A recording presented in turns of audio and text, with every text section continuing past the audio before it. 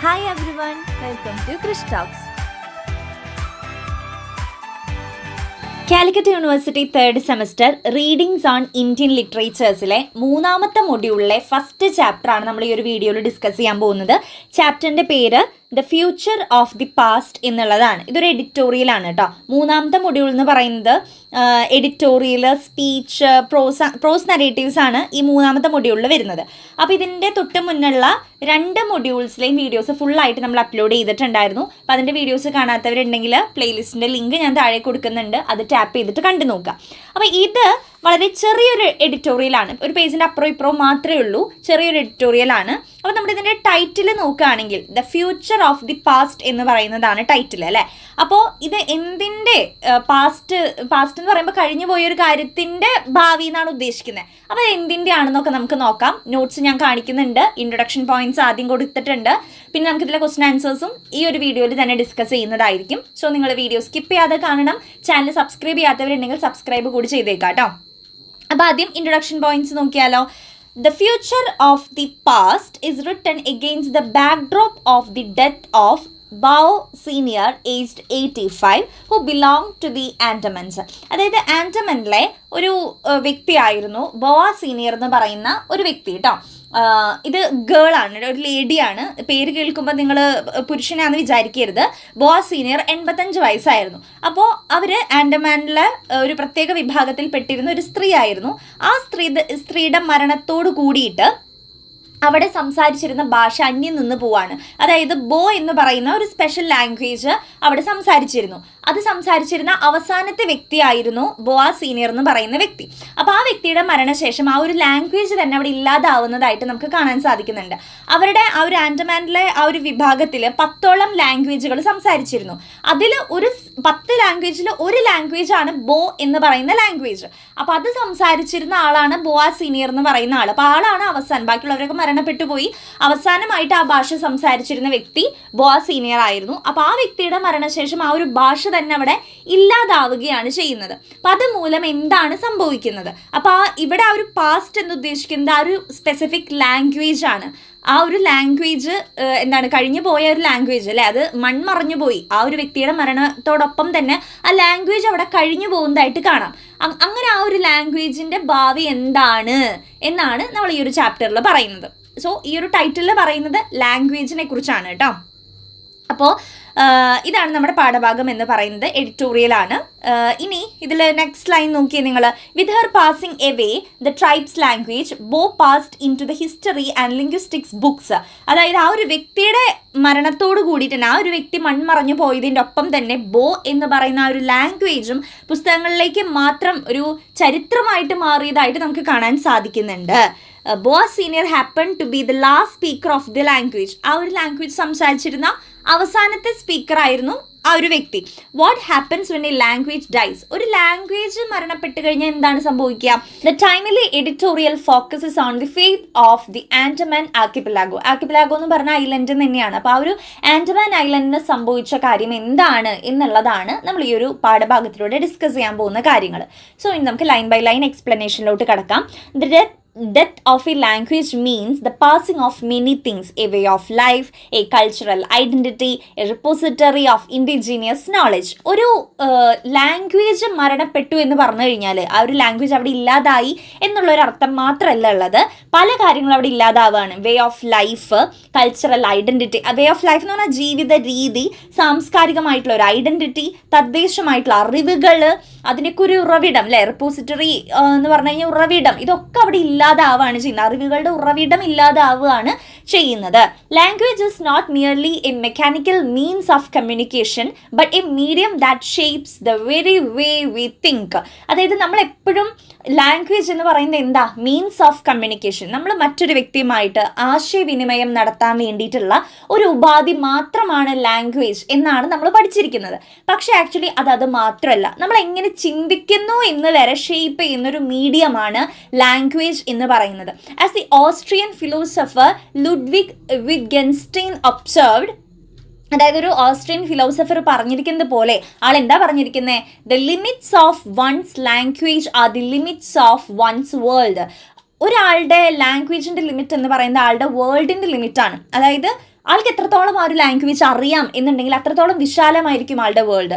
ഒരു ലാംഗ്വേജും അറിയില്ല എന്നുണ്ടെങ്കിൽ ആ ഒരു വേൾഡും അത്രയും ചുരുങ്ങിപ്പോയൊരു അവസ്ഥയായിരിക്കും. അപ്പോൾ അതാണ് ആൾ ഇവിടെ കമ്പയർ ചെയ്യുന്നത്, വേൾഡുമായിട്ടാണ് ലാംഗ്വേജിനെ കമ്പയർ ചെയ്തിട്ടുള്ളത്. The outpouring of nostalgic sorrow and ruminative melancholy over the death at 85 of Boas Senior, the last speaker of the Bo, one of the 10 languages of the tribes that populated the great Andaman archipelago, is recognition that the passing of this grand old lady represents the irreplaceable loss of a part of the world's heritage, a passage of the remnants of living culture into memory. കുറച്ച് lengthy ആയിട്ടുള്ളൊരു sentence ആയിരുന്നു.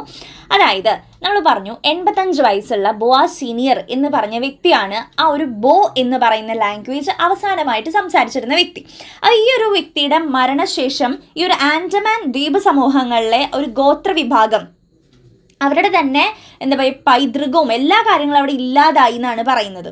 അപ്പോൾ അവരുടെ culture ആയിക്കോട്ടെ, അവർ ജീവിച്ച ജീവിത രീതികളായിക്കോട്ടെ, അതെല്ലാം തന്നെ ഒരു മെമ്മറി ആയിട്ട് മാറി, ഒരു ഓർമ്മ മാത്രമായിട്ട് മാറിയ ഒരു അവസ്ഥയാണ് അവിടെ സംഭവിച്ചത്. It is reminder of a fragility of the indigenous people of the Andaman Islands and the importance of protecting their lives and their culture, which dates back an estimated 70,000 years from further degradation in the name of upliftment and civilization. അതായത് ഏകദേശം ഒരു 70,000 years മുന്നുള്ള കാര്യം നോക്കുകയാണെങ്കിൽ പല ആളുകളും വന്നിട്ട് പല സിവിലൈസേഷനാണ്, അപ്ലിഫ്റ്റ്മെൻ്റ് ആണ് എന്നുള്ള പേരിൽ പല കൈകടത്തലുകളും നടത്തിയിട്ടുണ്ടായിരുന്നു. നമ്മളത് പല രീതിയിലും കേട്ടിട്ടുള്ളതാണ് അല്ലേ. അപ്പോൾ പലതരത്തിലുള്ള ഡിസ്ക്രിമിനേഷൻസും കാര്യങ്ങളൊക്കെ ഈ ഒരു സിവിലൈസേഷൻ്റെ പേരിൽ നടത്തിയിട്ടുണ്ടായിരുന്നു. അപ്പോൾ അതിനുശേഷമാണ് ശരിക്കും പറഞ്ഞാൽ ഇത്തരത്തിലുള്ള ജനതകളുടെ ലാംഗ്വേജിൻ്റെ ഇമ്പോർട്ടൻസ് അല്ലെങ്കിൽ അവരുടെ ജീവിത രീതി ഇതൊക്കെ നമ്മൾ സംരക്ഷിക്കേണ്ടതായിട്ടുണ്ട് എന്നുള്ളൊരു കാര്യം നമുക്ക് മനസ്സിലാവുന്നത് ഈ ഒരു ഇത്രയും വർഷങ്ങൾക്ക് മുൻപുള്ള കാര്യങ്ങൾ ചിന്തിക്കുമ്പോഴാണ്. The dwindling numbers of indigenous people, most of whom were either killed by British colonizers or died through diseases imported by settlers. അതായത് ഇവരുടെ ഇത്തരത്തിലുള്ള ഇൻഡിജീനിയസ് പീപ്പിളിൽ അവരുടെ എണ്ണത്തിൽ വളരെയധികം കുറവ് സംഭവിച്ചിട്ടുണ്ട്. കുറച്ച് പേര് മരണപ്പെട്ടു പോയിട്ടുണ്ട്. എങ്ങനെയാണ് ഈ ബ്രിട്ടീഷ് എന്താ പറയുക കോളനി വൽക്കരിക്കാനായിട്ട് വന്ന ആൾക്കാരുണ്ടല്ലോ, ബ്രിട്ടീഷ് കോളനൈസേഴ്സിൻ്റെ കയ്യിൽ നിന്ന് വെടിയേറ്റിട്ടോ അല്ലെങ്കിൽ പലതരത്തിൽ അവർ കൊല്ലപ്പെട്ടിട്ടുണ്ട്. അതല്ലെന്നുണ്ടെങ്കിൽ ഈ പുറമേന്ന് കൊണ്ടുവന്ന അസുഖങ്ങൾ മൂലം ഇവർ മരണപ്പെട്ടിട്ടുണ്ടെന്നാണ് പറയുന്നത്. Okay, next, it is reflected starkly in the population of Great Andamanese, down to around 50 from an estimated 5,000 a century ago. അതായത് ഒരു സെഞ്ചുറി എഗോ 5,000 ഏകദേശം 5,000-ഓളം ഉണ്ടായിരുന്ന ജനതയുടെ എണ്ണം ഇപ്പോൾ ഇന്ന് 50-ലേക്ക് ചുരുങ്ങിയത. അത്രയും വലിയൊരു കുറവ് നമുക്ക് അവരുടെ എണ്ണത്തിൽ കാണാനായിട്ട് സാധിക്കുന്നു. Once in residence along the length of the great Andaman region, പണ്ടിങ്ങനെ വിശാലമായിട്ടുള്ള രീതിയിലാണ് ആ ജനതകൾ താമസിച്ചിരുന്നത്. അത്രയും ആളുകൾ ഉണ്ടായിരുന്നു. അപ്പം അത്രയും വലിയൊരു ഏരിയയിലാണ് അവർ താമസിച്ചിട്ടുണ്ടായിരുന്നത്. They now live in tiny Strait Island. പക്ഷെ അവർ ഇന്ന് താമസിക്കുന്നതോ വളരെ ചെറിയ ഒരു ഐലൻഡിലാണ്. അത്രയുള്ള ആളുകൾ അപ്പം അത്തരം രീതിയിലാണ് താമസിക്കുന്നത്. Largely deprived of their cultural and linguistic identities. അവരവിടെ താമസിക്കുന്നത് അവരുടെ എല്ലാ സാംസ്കാരിക പൈതൃകങ്ങളും നഷ്ടപ്പെടുത്തിക്കൊണ്ടാണ്, മൂല്യങ്ങളൊക്കെ നഷ്ടപ്പെടുത്തിക്കൊണ്ടാണ് അവർ ആ ഒരു ചെറിയൊരു ഐലൻഡിൽ ഇപ്പം ജീവിക്കുന്നത്. പണ്ട് അത്രയും അടിപൊളിയായിട്ട് വൈഡായിട്ട് ഒരുപാട് ആളുകളായിട്ട് അവരുടെ സംസ്കാരത്തെയും കൾച്ചറൽ വാല്യൂസ് ഒക്കെ തന്നെ അപ്ലിഫ്റ്റ് ചെയ്തുകൊണ്ട് ജീവിച്ചിരുന്ന ഒരു വിഭാഗം ആളുകൾ ഇന്ന് വെറും 50-ലേക്ക് ചുരുങ്ങിപ്പോയ ഒരവസ്ഥ. അവിടുത്തെ ഒരു ലാംഗ്വേജ് തന്നെ ഒരു വ്യക്തിയുടെ മരണശേഷം ഇല്ലാതായ ഒരു അവസ്ഥ, അതാണ് നമുക്കിവിടെ കാണാനായിട്ട് സാധിക്കുന്നത്. Next paragraph. Only 3 other tribes survived in Andaman Islands. The 250 or so Jaravas who resisted contact with outsiders until 2 decades ago and whose way of life is threatened by the friendly contact promoted by the Great Andaman Trunk Road that cuts through their forest homeland. അതായത് ഈ ഒരു ആൻഡമാനിൽ 3 ഗോത്രങ്ങളാണ് ജീവിച്ചിട്ടുണ്ടായിരുന്നത് കേട്ടോ. ഒന്നെന്ന് പറയുന്നത് ജാറവാസ് ആയിരുന്നു. അതേപോലെ തന്നെ 2 decades ago, ഒരു 20 വർഷം മുന്നൊക്കെ തന്നെ ഈ വിഭാഗം ആൾക്കാർ, ജറാവാസ് എന്ന് പറഞ്ഞ വിഭാഗം, അത് 250 പേരൊക്കെ ഉണ്ടായിരുന്നുള്ളൂ കേട്ടോ. അപ്പോൾ അവർ താമസിച്ചിരുന്നത് ഈ ജനങ്ങളുമായിട്ടൊന്നും അധികം കോണ്ടാക്റ്റ് ഇല്ലാത്ത രീതിയിലാണ് 20 വർഷം മുൻപ് വരെ അവർ ജീവിച്ചിട്ടുണ്ടായിരുന്നത്. പക്ഷെ ആ ഒരു സമയത്താണ് ഗ്രേറ്റ് ആൻഡമാൻ ട്രങ്ക് റോഡ്, അവർ താമസിച്ചിരുന്ന ഏരിയയിൽ കൂടെ റോഡ് വന്നത്. അപ്പോൾ ഇവരായിട്ട് ഫ്രണ്ട്ലി ആയിട്ട് എന്ത് ചെയ്യാം, നിങ്ങൾക്ക് ഇടപഴകാം, നിങ്ങൾക്ക് ഒരു ഇഷ്യൂസും വരില്ല എന്നുള്ള രീതിക്കാണ് ഇത്തരത്തിലുള്ള റോഡൊക്കെ വന്നത്. പിന്നീട് അവരുടെ ജീവിത രീതിക്ക് തന്നെ അത് ഭീഷണിയായിട്ട് മാറുകയാണ് ചെയ്തത്. ഒന്നാമത്തെ വിഭാഗം ആൻഡമാൻ ഐലൻഡ്സിൽ ഇപ്പോൾ സർവൈവ് ചെയ്യുന്ന 3 വിഭാഗത്തിൽ ഒന്നാമത്തെ വിഭാഗമാണ് ജാറവാസ് എന്ന് പറയുന്നത്. ഏകദേശം 250 പേരടങ്ങുന്ന ഒരു ട്രൈബ് കമ്മ്യൂണിറ്റിയാണ്. ഇനി രണ്ടാമത്തതാണ് ഓഞ്ചസ് എന്ന് പറയുന്നത്. അറൗണ്ട് ഒരു 100 ഉണ്ടാവുള്ളൂ കേട്ടോ. Who live in remote pocket in the little Andaman. ഒരു ആൻഡമാനിൽ വളരെയധികം 100 പേരല്ലേ ഉള്ളൂ, അപ്പോൾ വളരെയധികം ചെറിയൊരു ഏരിയയിലാണ് അവർ താമസിക്കുന്നത്. ഇനി മൂന്നാമത്തെ വിഭാഗം എന്ന് പറയുന്നത് സെന്റിനലീസ് എന്ന് പറയുന്ന ഒരു വിഭാഗമാണ്. ഓക്കെ, അപ്പോൾ സെന്റിനലീസ് വിഭാഗം who have fiercely resisted outside contact and whose numbers and language remain unknown. അപ്പോൾ ഈ കൂട്ടരും പുറത്തുള്ള ആളുകളുമായിട്ട് യാതൊരു തരത്തിലുള്ള സമ്പർക്കമില്ല, ആർക്കും ഇവരെക്കുറിച്ച് അധികം അറിയില്ല. അപ്പോൾ അതുകൊണ്ട് തന്നെ ഇവരുടെ എത്ര പേരുണ്ട്, ഇവരെന്ത് ലാംഗ്വേജാണ് സംസാരിക്കണേ എന്നുള്ളത് ഇപ്പോഴും പലർക്കും അറിയില്ല എന്ന് പറയണേ. ഈ 3 ആൾക്കാരുടെ പേര് കാര്യങ്ങളൊക്കെ ഒന്ന് കൃത്യമായിട്ട് പഠിച്ചു വയ്ക്കുക കേട്ടോ. The Andaman is celebrated for being a storehouse of faunal and floral diversity, but its linguistic and cultural diversity have largely been neglected. അതായത് ഈ ആൻഡമാനിലുള്ളവരുടെ ജീവജാലങ്ങളെക്കുറിച്ചും പ്രകൃതിയുടെ കാര്യങ്ങളൊക്കെ തന്നെ എല്ലാവരും ഒരുപാട് സെലിബ്രേറ്റ് ചെയ്യുന്ന കാര്യമാണ്. അതിനൊക്കെ ഒരുപാട് അഭിനന്ദിക്കുകയും സെലിബ്രേറ്റും ചെയ്യുന്ന കാര്യങ്ങളാണ്. പക്ഷേ അവരുടെ സാംസ്കാരിക വൈവിധ്യത്തെക്കുറിച്ച് നമുക്ക് മനസ്സിലാക്കാൻ കഴിയുന്നില്ല, അതിനെ നമ്മൾ നിരസിക്കുകയാണ് ചെയ്യുന്നത്. Then next lines നോക്കിയേ. The languages or dialects of the Great Andamanese are regarded as one of the 5 language families in India. അതായത് നമ്മുടെ ഇന്ത്യയിലെ ലാംഗ്വേജ് ഫാമിലി, ആ ഒരു 5 ലാംഗ്വേജ് ഫാമിലി ഇമ്പോർട്ടൻ്റ് ആയിട്ടുള്ള ലാംഗ്വേജസ് നമ്മൾ എടുക്കുകയാണെങ്കിൽ അതിലൊരെണ്ണം ആൻഡമാൻ്റെ ലാംഗ്വേജ് ആണെന്നാണ് പറയുന്നത്. അപ്പോൾ അത്രയും ഇമ്പോർട്ടൻ്റ് ആണ് അവരുടെ language. Then if Onge Jarawa is derived from a separate linguistic ancestor, as some believe, then this remarkable region would have contributed to 2 of 6 language families. നമ്മൾ പറഞ്ഞു 5 ലാംഗ്വേജിൽ ഒരെണ്ണമാണ് ആൻഡമാനിലെ ലാംഗ്വേജ് എന്ന് പറഞ്ഞു. അപ്പോൾ ഇതിലേക്ക് ഒരു എന്താ പറയുക, ഓഞ്ച് ജറാവ ലാംഗ്വേജ് ഒക്കെ തന്നെ സെപ്പറേറ്റ് ആയിട്ടല്ലല്ലോ, ഒരു നമ്മുടെ ഈ ഒരു ആൻഡമാനിൽ തന്നെയുള്ള ലാംഗ്വേജസ് അല്ലേ. അപ്പോൾ ഇവർ സെപ്പറേറ്റ് ആയിട്ടാണ് നിൽക്കണമെന്നുണ്ടെങ്കിൽ ഇന്ത്യയിലത്തെ 6 എണ്ണത്തിൽ 2 എണ്ണമായിട്ട് ആ ഒരു ഓഞ്ചും ജറാവയും പോയേനെ എന്നാണ് പറയുന്നത്. അത്രയും ഇമ്പോർട്ടൻസ് ഉണ്ട് ഇവരുടെ ലാംഗ്വേജിന്, മനസ്സിലായോ?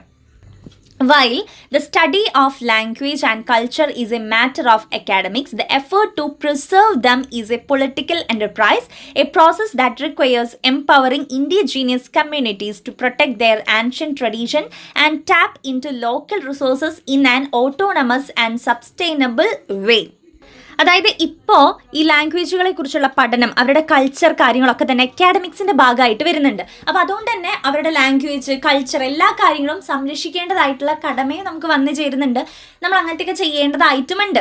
Okay, in the Andamans more than elsewhere we need to protect the future of the past. നമ്മൾ ഈ ഒരു ആൻഡമാനിൽ പ്രത്യേകിച്ച് നശിച്ചുകൊണ്ടിരിക്കുകയാണ്, അവിടുത്തെ ആ ഒരു ട്രൈബ് കമ്മ്യൂണിറ്റീൻ്റെ ഒക്കെ എണ്ണം കുറഞ്ഞുകൊണ്ടിരിക്കുകയാണ്. അപ്പോൾ നമ്മൾ തീർച്ചയായിട്ടും ആ ഇല്ലാതായിക്കൊണ്ടിരിക്കുന്ന ലാംഗ്വേജ് അല്ലെങ്കിൽ അവരുടെ കൾച്ചറൽ വാല്യൂസ് നമ്മൾ നിലനിർത്തി കൊണ്ടുപോയേ പറ്റൂ. ഇവിടെ പറയുന്നുണ്ട് protect the future of the past. Past എന്ന് പറയുന്നത് ഇല്ലാതായിക്കൊണ്ടിരിക്കുന്ന ആ ഒരു ലാംഗ്വേജ് ആണ്. അപ്പോൾ ആ ഒരു പാസ്റ്റിൻ്റെ ഫ്യൂച്ചർ, അതിൻ്റെ ആ ഒരു ഭാവി അല്ലേ, നമ്മൾ ഇനിയും അത് കൈമാറി പോകണം അല്ലെങ്കിൽ നിലനിർത്തി പോകണം എന്നാണ് പറയുന്നത്. അപ്പോൾ ആ ഒരു ഫ്യൂച്ചർ, ആ ഒരു ലാംഗ്വേജിൻ്റെ ഫ്യൂച്ചർ നമ്മൾ തീർച്ചയായിട്ടും പ്രൊട്ടക്റ്റ് ചെയ്യേണ്ടതായിട്ടുണ്ട് എന്നാണ് പറഞ്ഞ് അവസാനിപ്പിക്കുന്നത്. സോ ഇത്തരത്തിലുള്ള ഒരു കുട്ടി പാഠഭാഗമാണ് നമ്മുടെ ഒരു എഡിറ്റോറിയലാണ് the future of the past എന്ന് പറയുന്നത്. അപ്പോൾ നിങ്ങൾക്ക് ക്ലിയർ ആയി എന്ന് വിചാരിക്കുന്നു. ഇനി നമുക്കിതിലെ ക്വസ്റ്റ്യൻ ആൻസേഴ്സ് ഒന്ന് നോക്കാം കേട്ടോ. അപ്പോൾ ഇതിൽ നമുക്ക് 5 ക്വസ്റ്റ്യൻസ് വരുന്നുണ്ട്. ഒന്നാമത്തെ ക്വസ്റ്റ്യൻ ആണ്, what does the death of A language suggest? ഒരു ലാംഗ്വേജിൻ്റെ ഡെത്ത് എന്ന് പറയുമ്പം ഇവിടെ അത് എന്താണ് സജസ്റ്റ് ചെയ്യുന്നത്? The death of A language suggest the death of many things such as a way of life, cultural identity and A store house of indigenous knowledge. ഒരു ലാംഗ്വേജിൻ്റെ മരണം എന്ന് ഉദ്ദേശിക്കുന്നത് ഇവിടെ എന്തൊക്കെയാണ്? ജീവിത രീതി, സാംസ്കാരിക സ്വത്വം, തദ്ദേശമായിട്ടുള്ള അറിവിൻ്റെ ഉറവിടം, എല്ലാത്തിൻ്റെ ഒരു അവസാനമാണ് ഇവിടെ ഉദ്ദേശിക്കുന്നത്. What is the important observation that Wittgenstein made about language? ആൾ പറയുന്നത് എന്താണ്? Observe that the limits of one's language are the limits of one's world. അതായത് ഒരു എന്താ പറയുക, ഒരാളുടെ ഭാഷയുടെ പരിമിതി എന്ന് പറയുന്നത് ആളുടെ ലോകത്തിൻ്റെ കൂടി പരിമിതിയാണെന്നാണ് അദ്ദേഹം പറഞ്ഞത്. Next, what is Bo and what is Boa senior? എന്താണ് ബോ എന്ന് പറയുന്നത്? ആരാണ് ബോआ സീനിയർ? ബോ എന്ന് പറയുന്നത് ഇൻഡിജീനിയസ് ആൻഡമാൻ ലാംഗ്വേജിൻ്റെ പേരാണ്. ബോआ സീനിയർ എന്ന് പറഞ്ഞാൽ ആ ഒരു ലാംഗ്വേജ് സംസാരിച്ചിരുന്ന അവസാനത്തെ വ്യക്തിയായിരുന്നു. What does the passing of Boa Senior represent? The passing of Boa Senior represent the death of an indigenous Andaman language called Bo. അതായത് ബോ എന്ന് പറയുന്ന ലാംഗ്വേജ് തന്നെ അവിടെ ആ ഒരു വ്യക്തിയുടെ മരണശേഷം ഇല്ലാതാവുന്ന കാഴ്ച നമുക്ക് കാണാൻ സാധിക്കുന്നുണ്ട്. What caused the dwindling number of indigenous people of Andaman? ആൻഡമാനിലെ ആ ഒരു എന്താ പറയുക, ആൾക്കാരുടെ എണ്ണം വളരെ വലിയ രീതിയിൽ കുറഞ്ഞു അല്ലേ? അപ്പോൾ അതിനെക്കുറിച്ചാണ് ചോദിക്കുന്നത്. Most indigenous people in Andaman were either killed by British colonizers or died through diseases imported by settlers. ആൻഡമാനിലെ ഒരുപാട് പേര് മരണപ്പെട്ടത് ബ്രിട്ടീഷ് കോളനി വൽക്കരണത്താൽ കൊല്ലപ്പെടുകയോ അല്ലെങ്കിൽ അവർ കൊണ്ടുവന്ന അസുഖങ്ങൾ മൂലമാണ് മരണപ്പെട്ടിട്ടുണ്ടായിരുന്നത് കേട്ടോ. അപ്പോൾ ഇത്രയാണ് ഈ ഒരു പാഠത്തിൽ ഇമ്പോർട്ടൻ്റ് ആയിട്ട് പറയുന്ന കാര്യങ്ങൾ. സോ നിങ്ങൾക്ക് എന്തെങ്കിലും ഡൗട്ടുകൾ ഉണ്ടെങ്കിൽ കമൻറ്റ് ചെയ്യുക, മറ്റുള്ളവരിലേക്കൊന്ന് ഷെയർ ചെയ്യുക കേട്ടോ. So all the very best. Thank you.